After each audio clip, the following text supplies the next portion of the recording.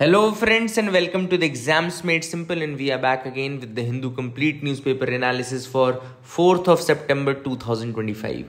4 सितंबर 2025 का the Hindu newspaper analysis देखेंगे।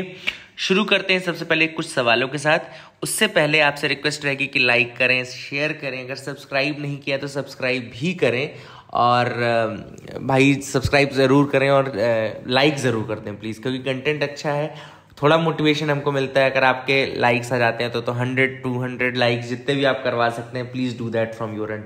हर आदमी अपनी ड्यूटी समझ के करो, please contribute, and that is one request from you all. Start करेंगे सबसे पहले तो आज के सवालों के साथ जिनके जवाब आपको देने हैं। जैसे कि स्टार्ट करते हैं। पहला सवाल दिख रहा है आपको, which of the following features are borrowed from the US constitution in India. India के कॉन्स्टिट्यूशन में यूएस के कौन से फीचर्स हैं? ऑप्शंस आर, फर्स्ट लिखा है फंडामेंटल राइट्स, दूसरा लिखा है जुडिशियल रिव्यू, तीसरा लिखा है इंडिपेंडेंस ऑफ जुडिशरी एंड चौथा लिखा है कॉन्करेंट लिस्ट। तो आपको बताना है कि इनमें से कौन कौन से बोरोड हैं from US. 1 2 3 1 4 2 4 1 2 3 4। The correct answer for this is 1 2 3। Fundamental rights हमने बोरो किए हैं यूएस से, जुडिशियल रिव्यू हमने बोरो किया है यूएस से, इंडिपेंडेंस ऑफ जुडिशरी हमने बोरो किया है यूएस से, लेकिन कॉन्करेंट लिस्ट हमने बोरो नहीं किया है यूएस से। आपका छोटा सा सवाल एक ये भी रहेगा कि कॉन्करेंट लिस्ट हमने कहाँ से बोरो किया है, please do that, do tell me. दूसरे सवाल पे आते हैं। अगेन कुछ स्टेटमेंट्स लिखे हैं। पहला स्टेटमेंट कह रहा है core inflation excludes the food and fuel prices, यानी कि कोर इन्फ्लेशन में फूड और फ्यूल प्राइसेस नहीं होते हैं। दूसरा स्टेटमेंट कह रहा है headline inflation is measured by wholesale price index only in India. तीसरा स्टेटमेंट कह रहा है सीपीआई यानी कंबाइंड, सीपीआई कंबाइंड जो होता है is used by RBI for inflation targeting under the monetary policy framework. अब आपको बताना है कौन से स्टेटमेंट्स करेक्ट हैं। 1 2 2 3 1 3 1 2 3। तो again a very good question. The correct answer for this is 1 and 3। Second statement wrong है, पहला और तीसरा सही है, तो आंसर विल बी 1 and 3 यानी कि सी। क्वेश्चन नंबर 3 पे आते हैं। The term ecological footprint refers to. बहुत ही आसान सवाल है, इकोलॉजिकल फुटप्रिंट। ये 4 ऑप्शन आपको दिख रहे होंगे स्क्रीन पे, ABCD। तो आपको बताना है कि करेक्ट आंसर क्या है। तो ये मैं आपके ऊपर छोड़ता हूँ, इकोलॉजिकल फुटप्रिंट और कॉन्करेंट लिस्ट वाला। तो please do tell me these 2 things in the comment section में। लो प्लीज बताइएगा जरूर, है ना। तो आप भी तैयारी कर रहे हैं, कोई आपके भले के लिए बोल रहा हूँ मैं, मेरे भले बस के लिए नहीं बोल रहा हूँ मैं। तो please do tell me in the comment section में। लो स्टार्ट करते हैं फ्रंट पेज की सबसे बड़ी खबर के साथ। 2 रेट जीएसटी किक इन होने वाला है 22 सितंबर से। याद रखिएगा 2 रेट जीएसटी, हालांकि लिखा 2 रेट जीएसटी है बट इफेक्टिवली 3 रेट जीएसटी रहेगा ये, क्योंकि 2 रेट्स हैं 5 और 18%। जो स्लैब्स हैं वो 5 और 18% के हैं, बट एक 40% का स्पेशल टैक्स भी है। 40% का एक स्पेशल रेट भी रहेगा। That will be for the sin goods and the tobacco and luxury items. जो सिन गुड्स हैं, लग्जरी आइटम्स हैं एंड टोबैको प्रोडक्ट्स हैं, उनके ऊपर 40% का लगेगा टैक्स। इसको स्पेशल रेट नाम दिया गया है। अदरवाइज टैक्स स्लैब 2 बनाई गई है, एक तो बनाई गई है 5% की और दूसरी 18% की, ठीक है ना। तो 5 and 18%। तो दैट इज समथिंग जो कि अभी चेंजेस के रूप में आ रहा है। इसके अलावा कौन कौन से आइटम में क्या क्या होगा, तो सम ऑफ द प्रोडक्ट जो कि middle man and common use के लिए होते हैं, जैसे कि soap, oil, hair oil, shampoo, toothbrush, toothpaste, cycle, table, kitchen, ये सारे जो हैं ये 5% टैक्स रेट पे आ जाएंगे। पहले ये या तो 12% या 18% टैक्स रेट पे थे। इसके अलावा no tax on Indian breads. जो इंडियन ब्रेड्स हैं तो उनमें कोई टैक्स नहीं लगेगा, है ना। 5% आइटम और जो होने वाले हैं वो नमकीन, sauce, pasta, instant noodles, chocolate, coffee, butter, ये सब 5% पे ही आ जाएंगे, ठीक है ना। इंडियन ब्रेड्स पे कोई टैक्स नहीं लगेगा। इंडियन सीमेंट जो है, सॉरी इंडियन सीमेंट, सीमेंट जो है that will move from 28% to 18%। तो हो सकता है थोड़ा कंस्ट्रक्शन कॉस्ट जो है वो कम हो जाए, क्योंकि अब सीमेंट 28% टैक्स रेट से 18% टैक्स रेट पे आ जाएगा, तो 10% टैक्स की कमी हो जाएगी ना। तो थोड़ा सा आपका कंस्ट्रक्शन वर्क में सस्ता हो जाएगा। इसके अलावा इंटरमीडिएट लेदर गुड्स जो है they will move from 12% to 5% of tax rate. Milk, paneer and all Indian breads including the chapatis and parathas जो है they will see a tax rate fall to 0% from the 5%। तो मिल्क, पनीर, इंडियन ब्रेड, ये सब, ये जब चपाती, पराठा, इनमें 0% का टैक्स लगेगा, पहले 5% लग रहा था। इसके अलावा एक टर्म यूज किया गया इस आर्टिकल में, inverted tax, inverted duty structure. अब देखो कई लोगों को नहीं पता होगा इन्वर्टेड ड्यूटी स्ट्रक्चर क्या होता है। तो इन्वर्टेड ड्यूटी का मतलब क्या होता है मैं बताता हूँ, देखो क्वेश्चन पूछा जा सकता है। इन्वर्टेड ड्यूटी का मतलब होता है कि जब इनपुट टैक्स रेट यानी कि रॉ मटेरियल्स और सर्विसेज पे जो टैक्स लग रहा है when it is higher than the output tax rate, जब इनपुट टैक्स रेट ज्यादा हो और आउटपुट टैक्स रेट कम हो, यानी कि रॉ मटेरियल पे ज्यादा टैक्स लग रहा हो लेकिन आउटपुट जो यानी फिनिश्ड गुड्स है उस पर टैक्स कम लग रहा हो, तो उसको हम बोलते हैं इन्वर्टेड ड्यूटी स्ट्रक्चर। एग्जांपल देता हूं कि अगर टेक्सटाइल फैब्रिक जो है उस पर 12% का टैक्स लग रहा है लेकिन फिनिश्ड गारमेंट पे केवल 5% का टैक्स लग रहा है, यानी कि जो फैब्रिक है वो तो 12% इनपुट हो गया, रॉ मटेरियल हो गया फैब्रिक, है ना, तो उस पर 12% लगा रहे हो लेकिन फिनिश्ड गारमेंट जो है उस पर 5% लगा रहे हो आउटपुट टैक्स, तो एक इन्वर्टेड ड्यूटी स्ट्रक्चर बनता है। तो I hope you got clarity, जब इनपुट टैक्स ज्यादा हो आउटपुट से तो उसको इन्वर्टेड ड्यूटी स्ट्रक्चर कहा जाता है, ठीक है ना।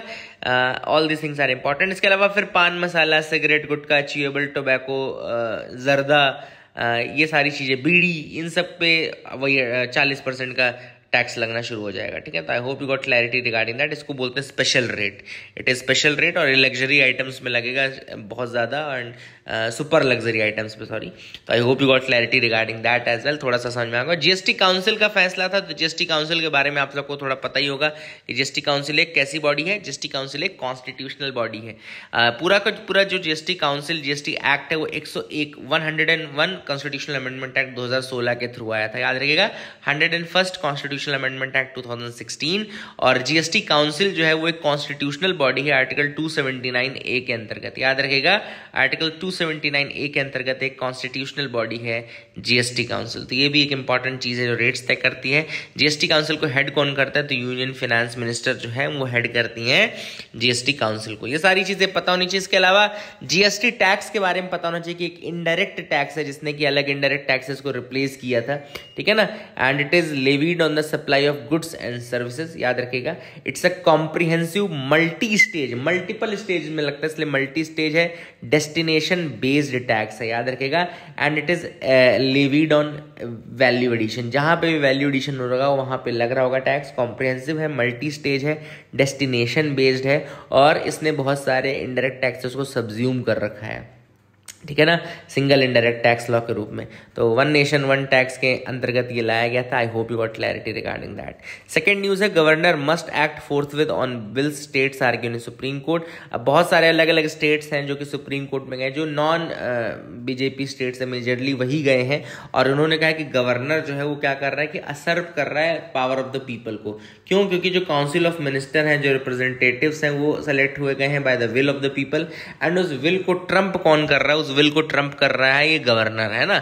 Governor is acting more like an agent of the centre. Governor जो है कुछ ज्यादा ही एजेंट के रूप में काम करने लगा है, और सेंटर की जो मनमानी चीजें हैं वो कहीं ना कहीं गवर्नर के थ्रू वो फुलफिल करवा रहे हैं, ठीक है ना। तो तमिलनाडु में केस हुआ था। इसके अलावा ये भी आपको याद रखना है कि जो तमिलनाडु केस का जजमेंट हुआ था उसमें ये कहा गया था सुप्रीम कोर्ट के द्वारा, गवर्नर जो है it can not sit on the bill indefinitely, उसको 3 महीने के अंदर बिल पास करके देना पड़ेगा, या जो भी करना है 3 महीने में करना है, otherwise the bill will be deem to be assented, है ना, असेंट माना जाएगा अगर 3 महीने तक नहीं किया तो। ये सारी चीजें उसके अंदर आर्टिकल 200 के अंतर्गत होती हैं। ये भी आपको पता होगा, गवर्नर के पास आर्टिकल 200 के अंतर्गत ये सारी पावर होती है बिल के रिगार्डिंग, कि क्या वो कर सकता है बिल को, ठीक है ना। तो I hope you got clarity. Bill के केस में आपको पता होगा ना कि या तो वो असेंट देगा या असेंट नहीं देगा, या तो फिर वो रिसेंड करेगा फॉर रिकमेंडेशन। बट अगर रिसेंड करता है रिकमेंडेशन के लिए और दोबारा बिल पास होता है तो ही has to give the assent. And चौथा ऑप्शन रहता है गवर्नर के पास कि वो रिजर्व कर सकता है बिल को फॉर द प्रेसिडेंशियल असेंट, है ना। तो ये 4 ऑप्शंस होते हैं। प्रेसिडेंट के पास 3 ऑप्शन थे, गवर्नर के पास 4 ऑप्शन होते हैं कि वो रिजर्व कर सकता है बिल को। तो I hope you got clarity regarding this news article as well. आगे मूव करते हैं। India's first vulture conservation portal launch in Assam. Bharat का पहला वल्चर आपको पता होगा, जो फाइनली उस पर फीड करते हैं, स्कैवेंजर्स होते हैं जो वल्चर्स या बाज, गिद्ध, ये सारी जो होगा, ईगल, एंड ये सारी चीज़ें वल्चर के अंतर्गत आती हैं, है ना। एंड दे आर बेसिकली एक तरीके से कहना चाहिए क्लियरिंग एजेंट के रूप में काम करते हैं, क्योंकि डेड बॉडीज, कैराकासेस, इनको रिमूव करने का काम भी वल्चर्स का ही है। हालांकि वल्चर्स के लिए पहले बहुत परेशानी हुआ करती थी, क्योंकि एनिमल्स को कई बार जब पेन किलर दिया जाता था, डाइक्लोफिनैक स्पेशली, स्पेशली। तो डाइक्लोफिनेक के कारण जब वो उसकी कैराकैस को या डेड बॉडी को खाते थे तो फिर उसके अंदर वो डाइक्लोफिनेक चला जाता था वल्चर के अंदर, और वल्चर का जो एग है वो ब्रिटल हो जाता है। तो इससे वल्चर पॉपुलेशन पेन किलर्स से बहुत परेशान थी, स्पेशली जो एनिमल्स को दिया जाने वाला डाइक्लोफिनेक है ना। तो ये भी आप याद रखना। एंड इंडिया का पहला वल्चर कंजर्वेशन पोर्टल जो है लॉन्च किया गया है असम में, तो ये भी आप याद रख सकते हैं। I hope you got clarity regarding that. अगला है देखो, faithful flock to Uttarakhand Nanda Devi temple after animal sacrifice nod. तो अब क्या ही बोलूँ, ठीक है। उत्तराखंड नंदा देवी टेम्पल आप याद रखिएगा। एनिमल सेक्रीफाइस पे मैं क्या बोलूँ, जब लोग नहीं समझ रहे हैं तो क्या ही बोल सकते हैं, ठीक है। भगवान क्यों आपसे चाहेगा कि लोग आप ऐसा करो कुछ, है ना। तो आगे मूव करते हैं, देखते हैं और क्या इंपॉर्टेंट है जो कि डिस्कस करना चाहिए अपने को। तो you can move ahead with me. यहाँ पे है INS Trikand reaches Egypt to take part in a multilateral drill. तो एक मल्टीलेटरल ड्रिल होने वाली है अलेक्जेंड्रिया इजिप्ट में, याद रखिएगा।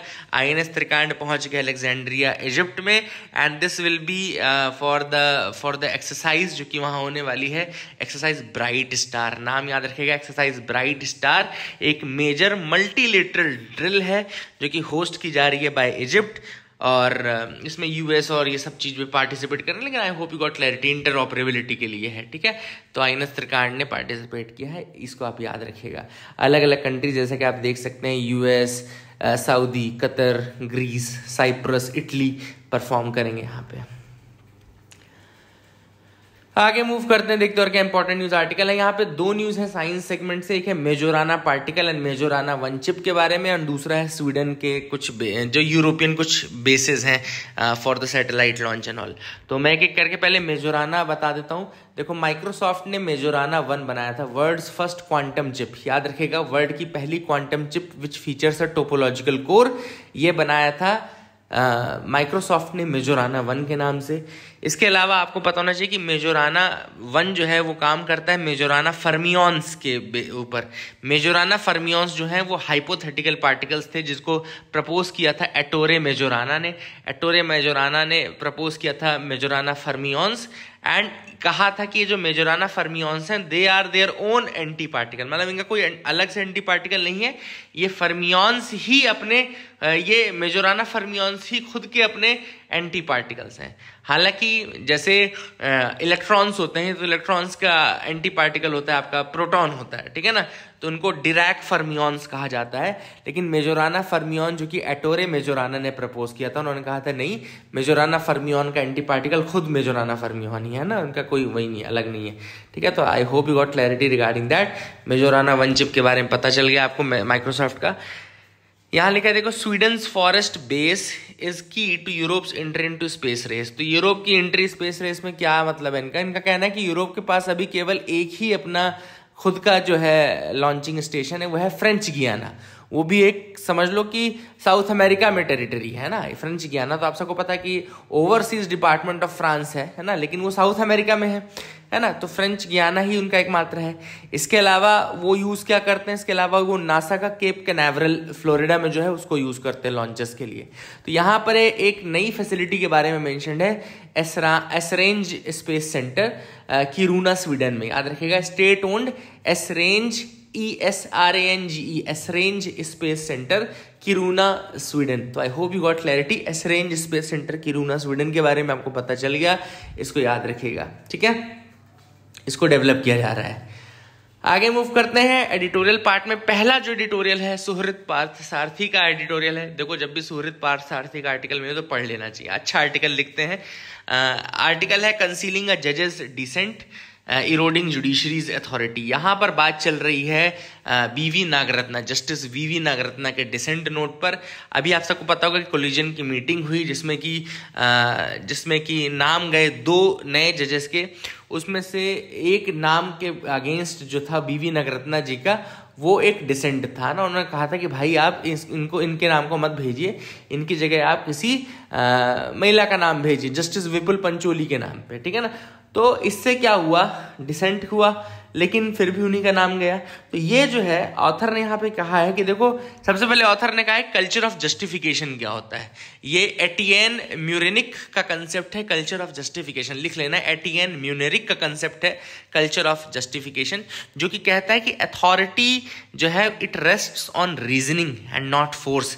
एटियन म्यूरेनिक का बहुत अच्छा एक वर्ड है कल्चर ऑफ जस्टिफिकेशन, जो कि कहता है कि the authority always rests on reasoning and not force, है ना। तो आप whenever you are using your power, whenever you are using your authority, there must be some reason to it, there must be some accountability to it, there must be some responsibility to it, है ना। And you should have an answer कि क्यों, why are you using this power, है ना। तो वही है, author ने कहा कि कोलिजियम जो है अपने आप में एक पावर भी यूज कर रहा है and it is denying to answer also, है ना। एक पावर भी आप यूज कर रहे हो, अथॉरिटी भी यूज कर रहे हो और आंसर भी नहीं कर रहे हो, है ना। आप you are not answerable to anyone. तो ऑथर ने कहा कि it creates a very opaque system, ये बहुत ओपेक सिस्टम है, ट्रांसपेरेंट सिस्टम नहीं है। और ऑथर ने ये भी कहा कि भाई ट्रांसपेरेंसी से सिस्टम कमजोर नहीं होता, ट्रांसपेरेंसी से सिस्टम और मजबूत होता है। तो why are you not going towards transparency rather than going towards opaqueness and all, है ना। तो वही ऑथर ने कहा कि भाई ये मिनिमम डिस्क्लोजर आप कर रहे हो, डिसीजंस प्राइवेटली ले रहे हो, डिसेंट्स को कंसील करने की कोशिश कर रहे हो, कभी रीजंस आप प्रॉपर नहीं देते हो, ठीक है ना। तो ये सारी चीज़ें जो है वो सीक्रेसी और ओपेसिटी जो है सिस्टम की, वो सिस्टम की क्रेडिबिलिटी को कहीं ना कहीं खत्म कर रहा है। तो this is what the author has said in this article. I hope you got clarity. इसके अलावा ऑथर ने ये भी कहा कि आप सीक्रेसी का कोई प्रॉपर डिफेंस भी नहीं है आपके पास, मतलब आप किस चीज़ को बचाने की कोशिश कर रहे हो, that is the big thing, है ना। ऑथर ने इसके अलावा ये भी कहा कि दूसरी डेमोक्रेसीज भी हैं, यूके है, साउथ अफ्रीका है, who manage the openness through structure disclosure, है ना, वो ओपननेस को मेंटेन करते हैं, है ना। पॉलिटिकल इंटरफेरेंस जो है वो इंडिया में ही सबसे अधिक है and that is the big question, ठीक है। तो ऑथर ने भी कहा है कि ये चीज जो है ये पूरी की पूरी डेमोक्रेसी को कहीं ना कहीं स्टेक में रखता है। जजेस जो आज अपॉइंट हो रहे हैं वो बहुत बड़ा रोल प्ले करते हैं, लेकिन उनके अंदर एक लेजिटिमेसी होनी चाहिए, मतलब लोगों को लगना चाहिए कि हाँ ये कहीं ना कहीं उनसे रिलेटेड है। आपको पता ही नहीं चलता कब कौन जज बन जाता है, कब कौन सुप्रीम कोर्ट में पहुंच जाता है, क्या मैकेनिज्म रहा होगा, क्या उसके कैरेक्टरिस्टिक्स रहे होंगे, क्या उसकी क्वालिटीज रही होंगी, ये सारी चीजें आपको नहीं पता चलती हैं। सो ये कहीं ना कहीं क्रेडिबिलिटी के अगेंस्ट भी जाता है। तो ऑथर ने कहा कि there is a need for reform in the collegium system, आपको रिफॉर्म करने की आवश्यकता है। जो कल्चर ऑफ कंसीलमेंट है उसको आपको खत्म करना पड़ेगा। कल्चर ऑफ कंसीलमेंट की जगह आपको कल्चर ऑफ ट्रांसपेरेंसी लाने की आवश्यकता है, और ट्रांसपेरेंसी जो है वो इंडिपेंडेंस को वीकन नहीं करेगी, रादर देन इसमें और पब्लिक ट्रस्ट जुड़ेगा, और ज्यादा मतलब इन्वॉल्व जब पब्लिक रहेगी तो उसको और ज्यादा आपके ऊपर ट्रस्ट भी आएगा और सिस्टम और ज्यादा मजबूत भी होगा। तो I hope you got clarity regarding this editorial. यही एकमात्र एडिटोरियल था जो डिस्कस करने लायक था। दूसरा हम एक ओपिनियन डिस्कस करेंगे, should reservation exceed the 50% cap. तो सबसे पहले इसमें दो चीजें डिस्कस कर लेते हैं। एक तो इंपॉर्टेंट जुडिशियल रूलिंग्स जो है रिजर्वेशन के रिगार्डिंग जो मेंशन की गई हैं इस आर्टिकल में। पहली जो रूलिंग मेंशन की गई है वो है Balaji versus state of Mysore, लिख लीजिएगा आप लोग। Balaji versus state of Mysore 1962 की जजमेंट है, जिसमें उन्होंने कहा गया था कि reservation must be within the reasonable limits which was capped at 50% approximately. तो Balaji versus state of Mysore में भी रिजर्वेशन को कहा गया था कि रीजनेबल लिमिट्स में होना चाहिए। इसके अलावा state of Kerala versus N M Thomas 1975 का case which recognised substantial equality, reservation not merely exceptions to equality, है ना। तो उन्होंने कहा कि रिजर्वेशन एक्सेप्शन नहीं है इक्वालिटी का, अफर्मेटिव एक्शन और सब्सटैंटिव इक्वालिटी की बात करता है state of Kerala versus N M Thomas. फिर इंदिरा साहनी केस 1992 बहुत फेमस केस है। 27% ओबीसी कोटा को अपहेल्ड किया, 50% सीलिंग को अपहेल्ड किया, और ये कहा कि एक्सेप्शनल सर्कमस्टेंसेस में ही आप इसको ब्रेक कर सकते हो, अदरवाइज नहीं कर सकते। देन एक creamy layer for exclusion of for OBCs की बात की, इंट्रोड्यूस्ड क्रीमी लेयर सिस्टम। तो ये सारा चीजें इंदिरा साहनी केस में हुआ। फिर जनहित अभियान केस 2022 का मेंशन्ड है, जिसने ईडब्ल्यूएस कोटा 10% का उसको वैलिड किया। एंड उन्होंने ये भी कहा कि 50% ceiling applies only to backward classes, not to EWS and all. इसके अलावा पंजाब वर्सेस दविंदर सिंह 2024 का केस है, जिसमें जजेस ने अर्ज किया था सेंटर से to frame policy for creamy layer exclusion ST, but the government has rejected that proposal as of now. Let's see कि क्या होता है आगे, है ना। फिर यहाँ पे आपको दिख रहा होगा the journey of reservation 1950 and 51, commencement of the constitution and first amendment enabling provisions in article 15, 16 for advancement of OBCs, एससीज एंड एसटीज।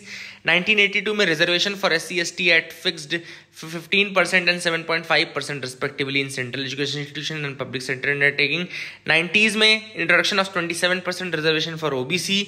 2005 में आर्टिकल 15 का 5 inserted by the 93rd constitutional amendment act which enabled reservation for OBs, SC, ST in education institution including private ones। 2005 में article 15 का 5। 2019 में article 15 का 6 और article 16 का 6 introduce हुआ। 103rd कॉन्स्टिट्यूशनल अमेंडमेंट एक्ट, इसने 10% रिजर्वेशन दिया फॉर ईडब्ल्यूएस, याद रखिएगा ईडब्ल्यूएस का 10%। 103rd constitutional amendment act, article जो जुड़े वो आर्टिकल 15 का 6 था और आर्टिकल 16 का 6 था। I hope you got clarity regarding that as well, ये भी आपको समझ में आ गया होगा। ऑथर ने बताया कि भाई इसमें वे फॉरवर्ड क्या है, तो सबसे पहले ऑथर ने कहा कि भाई रिजर्वेशन अगर आप 80-85% तक बढ़ा दोगे तो फिर तो वो इक्वालिटी ऑफ अपॉर्चुनिटी के अगेंस्ट हो जाएगा, ठीक है ना। दूसरा उन्होंने कहा कि आप डेटा ड्रिवन पॉलिसी बनाओ, मतलब कि पहले तो 2027 का डेटा आने दो, फिर उसके बाद कास्ट एन्यूमरेशन के बेसिस पे एक्यूरेट एनालिसिस करके आप बनाना कि किसको कितना मिलना चाहिए। इसके अलावा एक सब कैटेगराइजेशन की रिपोर्ट है रोहिणी कमीशन की, उसके रिकमेंडेशन को फॉलो करो ताकि फेयर डिस्ट्रीब्यूशन हो सके। ओबीसीज में भी सबको रिजर्वेशन की आवश्यकता नहीं है, इनफैक्ट एससी एसटी में भी सबको रिजर्वेशन की आवश्यकता नहीं है। जिनको है उनको आप दो, जिनको नहीं है उनको आप मत दो, मोस्ट बैकवर्ड को दो ना यार, जिनको रियल में जरूरत है, ठीक है। तो these things are there which have been suggested as way forward. I hope you got clarity. Timeline में जो आर्टिकल्स मेंशन्ड है, डेट्स मेंशन्ड है, वो सब याद रख लेना। सेबी के बारे में मेंशन था, तो सेबी के बारे में आपको बताता हूँ कि सेबी का फुल फॉर्म है securities and exchange board of India. Establishment हुआ था 1988 में एक नॉन स्टैट्यूटरी बॉडी के रूप में। बाद में 1992 में इसको पावर दे दी गई, स्टैट्यूटरी पावर दे दी गई बाय द सेबी एक्ट।